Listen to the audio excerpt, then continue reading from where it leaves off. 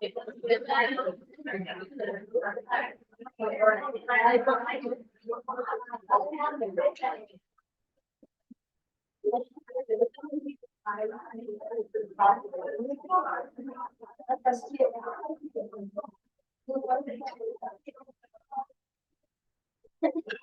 बेटा, हमने last time discuss किया था कूलम्स लॉ के बारे में, जिसके अंदर हमने ये बात पढ़ी थी कि कूलम्स लॉ हमें बताता है कि जो चार्जेस होती हैं वो एक दूसरे को अट्रैक्ट करती हैं, या जो चार्जेस होती हैं वो एक दूसरे को रिपेल करती हैं। इसके बारे में हमने डिस्कस किया था। आज हम इस बात के बारे में डिस्कस करेंगे कि किस तरह से एक चार्ज जो होती है वो अपनी फोर्स दूसरी चार्ज तक पहुंचाती है। तो हम आज उस मैकेनिज्म को डिस्कस करेंगे कि किस मैकेनिज्म के थ्रू एक चार्ज की फोर्स जो होती है वो दूसरी चार्ज तक पहुंचती है। क्योंकि आपको पता है कि फोर्सेस जो होती है वो दो किस्मों की होती है। एक होती है कांटेक्ट फोर्स और दूसरी होती है non contact force. Contact force का मकसद है ऐसी फोर्स जो बगैर कांटेक्ट में आने के सिवा एक्सर्ट ना हो, जैसे फोर्स ऑफ फ्रिक्शन होती है। फ्रिक्शन के अंदर जब तक दो ऑब्जेक्ट्स एक दूसरे के साथ कांटेक्ट में नहीं आएंगे तब तक दो बॉडीज के दरमियान फ्रिक्शन की फोर्स एग्जिस्ट नहीं करती। लेकिन एक ऐसी फोर्स होती है जो नॉन कांटेक्ट फोर्स होती है, जैसे ग्रेविटेशनल फोर्स है, मैग्नेटिक फोर्स है। ये ऐसी फोर्सेस होती हैं जो बगैर कांटेक्ट के एक दूसरे के ऊपर ऑब्जेक्ट्स लगाते हैं। तो पहली बात इसकी ये कि ये जो हमारे पास इलेक्ट्रोस्टैटिक फोर्स है, आप इसके बारे में कहेंगे कि इलेक्ट्रोस्टैटिक फोर्स जो होती है, electrostatic force is force at distance. Force at distance का मकसद है ऐसी फोर्स जिसमें दो बॉडीज के एक दूसरे के साथ कांटेक्ट में आने की जरूरत नहीं है। अब इसके बारे में आपके बुक में दो थ्योरीज दी गई है कि इसका मैकेनिज्म क्या होता है। Mechanism of electrostatic force. Electrostatic force का मैकेनिज्म क्या होता है कि जब एक चार्ज दूसरी चार्ज के ऊपर फोर्स लगाती है तो ये इनका तरीका क्या होता है फोर्स लगाने का। क्योंकि ये फोर्स एट डिस्टेंस है। फोर्स एट डिस्टेंस का मकसद है कि ये एक ऐसी फोर्स है जिसके अंदर चार्जेस का एक दूसरे के साथ कांटेक्ट में आना जरूरी नहीं है। ये दूर से ही चार्जेस एक दूसरे के ऊपर एक्सर्ट कर सकती है। ठीक है। अब इसमें पहली जो थ्योरी हमारे पास है वो है, हमारे पास जो कॉन्सेप्ट वो before Maxwell and Faraday. Maxwell और फेराडे ने बहुत काम किया था इलेक्ट्रिसिटी एंड मैग्नेटिज्म में। मैक्सवेल एंड फेराडे,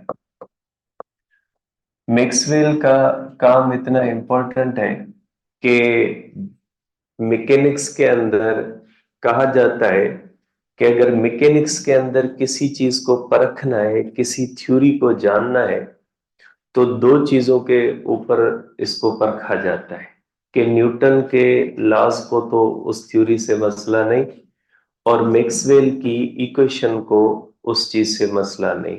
तो मैकेनिक्स को या क्लासिकल फिजिक्स के दो हिस्से होते हैं, एक न्यूटोनियन फिजिक्स कहलाती है और दूसरी मैक्सवेल की फिजिक्स कहलाती है। तो मैक्सवेल और फेराडे से पहले क्या समझा जाता था या क्या कॉन्सेप्ट था कि एक चार्ज दूसरी चार्ज के ऊपर जो फोर्स लगाती है वो किस तरह से लगाती है। इसके अंदर दो चीजें बहुत इंपॉर्टेंट थी। पहली चीज ये इंपॉर्टेंट थी कि electrostatic force electrostatic force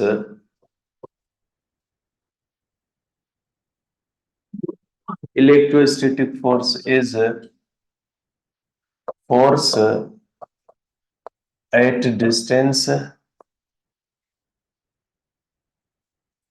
with instantaneous effect, having no time lag. Before Maxwell and Faraday ये समझा जाता था कि इलेक्ट्रोस्टैटिक फोर्स जो होती है ये फोर्स एट अ डिस्टेंस है, लेकिन ये एक इंस्टेंटेनियस इफेक्ट होता है। इंस्टेंटेनियस इफेक्ट का मकसद है ऐसा इफेक्ट जो बहुत तेजी के साथ हो और जिसका सराउंडिंग से कोई भी ताल्लुक ना हो। तो ऐसे इफेक्ट को हम कहते हैं इंस्टेंटेनियस इफेक्ट। जैसे फॉर एग्जांपल, अगर एक गन के अंदर बुलेट पड़ी है तो उसका कोई ताल्लुक नहीं होता सराउंडिंग से, लेकिन अगर उसको सपोज करें गन के अंदर बुलेट है और किसी टारगेट को हमने हिट करना है, तो जब हम गन से बुलेट को टारगेट की तरफ फायर करते हैं तो ये जो रिलेशन होता है ये सिर्फ गन के दरमियान और टारगेट के दरमियान होता है। गन से बुलेट निकलती है और टारगेट को हिट करती है। इसी तरह से माना जाता था कि अगर हमारे पास कोई भी एक चार्ज है, इसको हम कह लेते हैं Q1, और ये हमारे पास दूसरी चार्ज है जिसको हम कह लेते हैं Q2।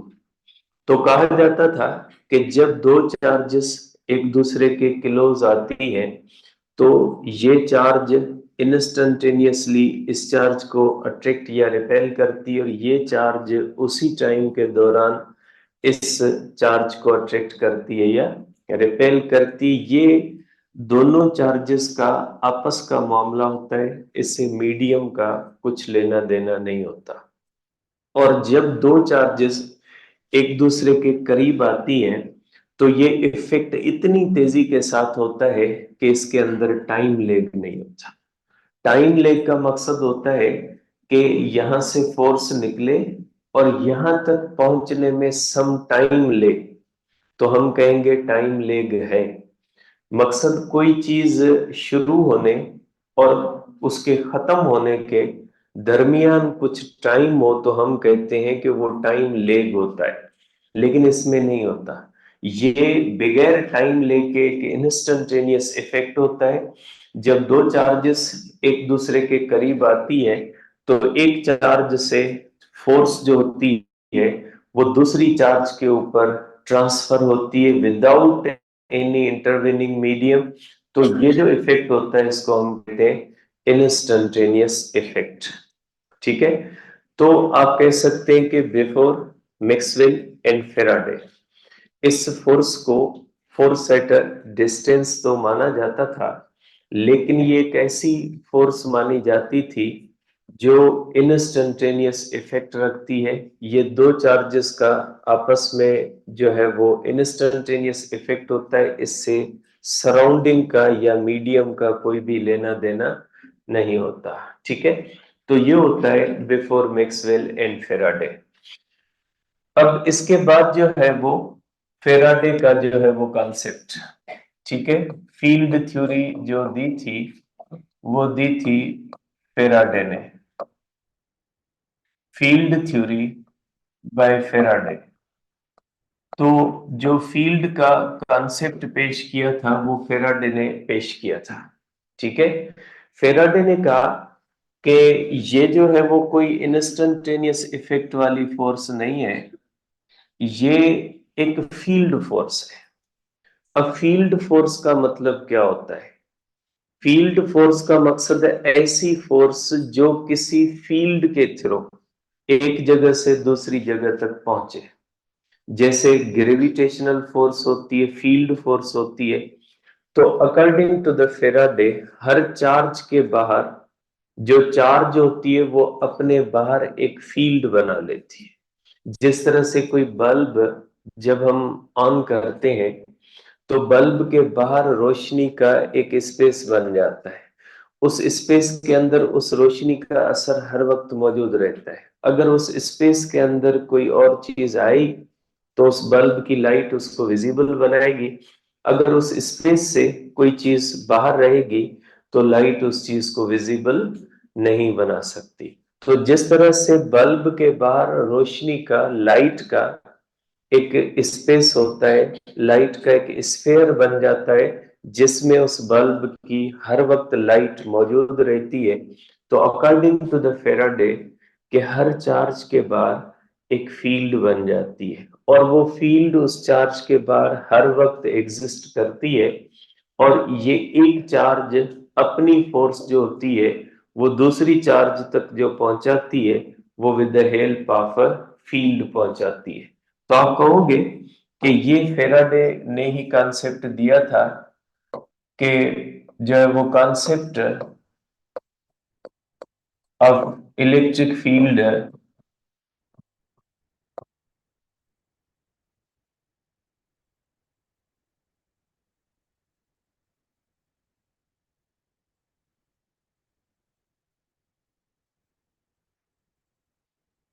ये जो है वो फेराडे ने दिया था। इलेक्ट्रिक फील्ड होती क्या है? इस कॉन्सेप्ट के मुताबिक ये फील्ड होती है।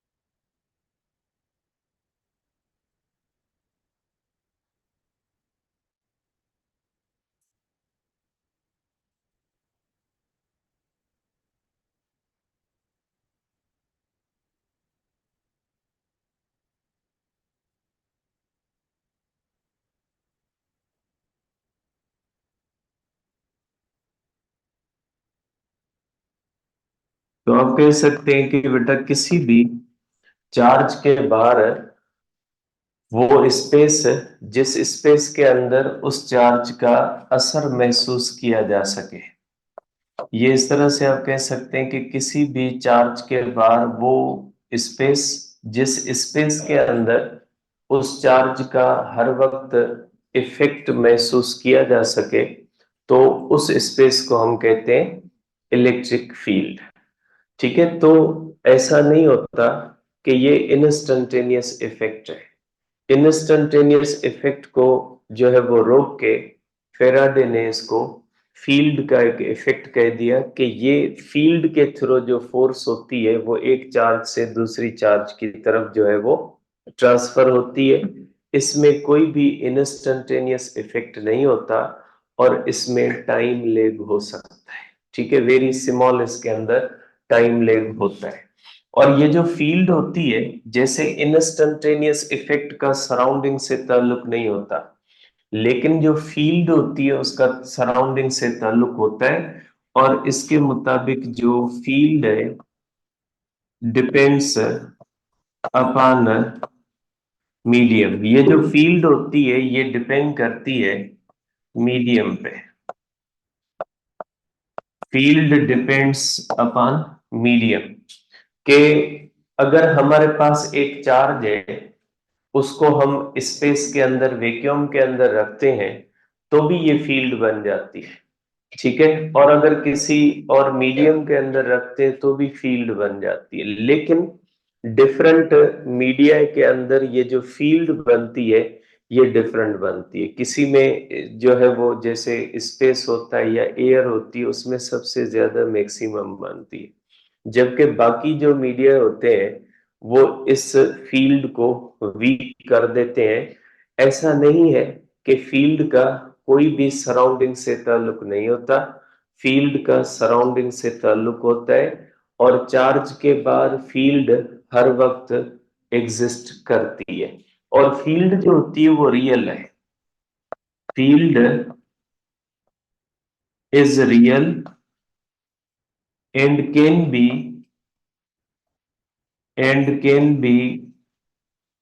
field is real and can be proved experimentally। Field जो होती है वो रियल होती है और इसको एक्सपेरिमेंटली इसको प्रूव किया जा सकता है। आप इसको प्रूव कर सकते हैं एक्सपेरिमेंटली कि फील्ड जो होती है वो एग्जिस्ट करती है। अब इसकी फील्ड की प्रॉपर्टीज होती हैं बेटा।